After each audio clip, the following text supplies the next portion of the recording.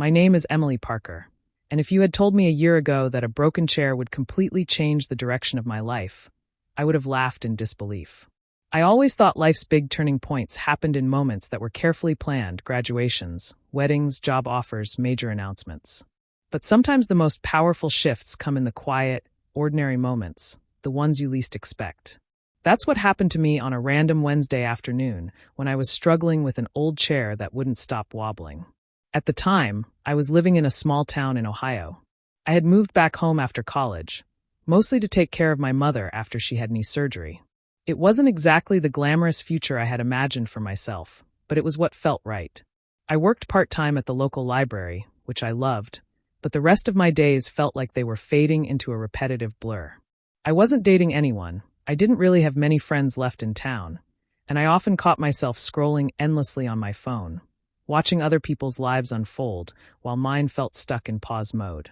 The chair that changed everything wasn't anything special. It was just an old wooden dining chair that had belonged to my grandmother. The cushion was faded, the paint was chipped, and one of the legs had been loose for years. My mom kept telling me to throw it away, but I couldn't bring myself to do it. Every time I sat in it, I thought about my grandmother sitting there years before, telling me stories while she baked pies. That chair carried too many memories to just throw it to the curb. One afternoon, I sat down at the kitchen table with a notebook and cup of tea, determined to start planning something new for my life. I had been toying with the idea of applying for grad school, or maybe even starting a small business. But as soon as I leaned back, the chair creaked loudly and wobbled so badly, I nearly fell to the floor. I sighed in frustration, pushing it aside, thinking maybe it was time to give up on saving it. That's when my neighbor, Jack Miller, happened to walk by our front yard. Jack had lived across the street for as long as I could remember. He was a few years older than me, probably in his early 30s, and he worked as a carpenter. Everyone in town knew him as the guy who could fix just about anything. He was tall, broad-shouldered, and always had this calm presence about him. My mom often said, "If you ever need something fixed, call Jack before you waste money at the store." When he saw me struggling to drag the chair out to the porch, he stopped and asked with a smile, "Need a hand with that?" I laughed awkwardly and admitted, "Honestly, I think this chair might be beyond saving. It's been wobbling for years." Jack tilted his head, inspected the chair, and shook his head with certainty. "Nah, it just needs some tightening and glue. A chair like this isn't broken. It's just waiting for someone to give it a little attention." There was something about the way he said it that struck me. Maybe because I had been feeling the same way about my own life, like I was wobbling and out of balance, but still waiting for someone, or something, to help me find stability again. Jack carried the chair across the street to his garage workshop, and told me he'd bring it back later that day. I expected it to take weeks, but by the evening, he knocked on our door holding the chair, restored and polished as if it were brand new. The wobble was gone, the wood had been sanded smooth, and he'd even fixed the cushion with fresh fabric he found in his garage. "Wow," I whispered, running my hand over the backrest. "It doesn't even look like the same chair." Jack shrugged modestly. "Sometimes all it takes is the right tools and a little patience." That chair became more than furniture after that. It became the start of a friendship. Over the next few weeks, Jack and I found ourselves talking more often. I'd bring him cookies as a thank you, and he'd invite me to sit in his garage while he worked on other projects. I had never been much of a workshop person, but there was something peaceful about the smell of sawdust, the sound of tools, and the quiet way Jack explained what he was doing. Slowly, I started opening up to him about my life, about how I felt stuck, about how I wasn't sure what direction to take, about how much pressure I felt taking care of my mom. He never judged me or tried to give cliched advice. He just listened. Sometimes he'd share stories from his own life, about how he had once dreamed of moving to the city to work for a big design firm, but ended up staying in town after his father passed away.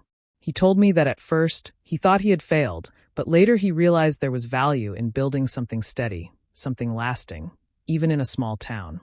Those conversations started to change me. I began to see that my life didn't have to look like everyone else's to have meaning. I didn't need to compare myself to what I saw online. My path was mine alone, and it was okay if it didn't look glamorous. One Saturday, Jack invited me to help him restore an old rocking chair he had found at a thrift store. I laughed and told him I had no clue about carpentry, but he just grinned and handed me a piece of sandpaper. "You don't need to know everything. Just start with what you can do." As I sat there sanding the wood, I realized he wasn't just teaching me about fixing furniture. He was teaching me about life. You don't fix everything at once. You start with the rough edges, smoothing them little by little. Over time, our friendship deepened into something more. We never had a dramatic movie-style moment where everything changed with a kiss in the rain or a sudden declaration. Instead, it was quiet and natural. It was the way he always made sure my mom's porch light worked, the way he left flowers on our doorstep, just because, the way he believed in me even when I didn't believe in myself. The real turning point came one evening when I confessed to him that I had been accepted into a graduate program but was afraid to leave my mom alone. I told him I was ready to give up the opportunity because it just felt too overwhelming. Jack looked me straight in the eye and said, "Emily, you've spent so much of your life taking care of others. Don't forget to take care of yourself, too. You deserve to follow your dreams. And don't worry about your mom. This town is full of people who care about her, including me." It was the first time in a long time that I felt like I had permission to put myself first. And in that moment, I knew Jack wasn't just someone who fixed my chair. He was someone who had helped me fix the way I saw my own life. Months later, when I finally left for grad school, I packed that chair into the back of my car. It came with me as a reminder that sometimes the smallest things can change everything. Jack and I promised to stay in touch, and we did.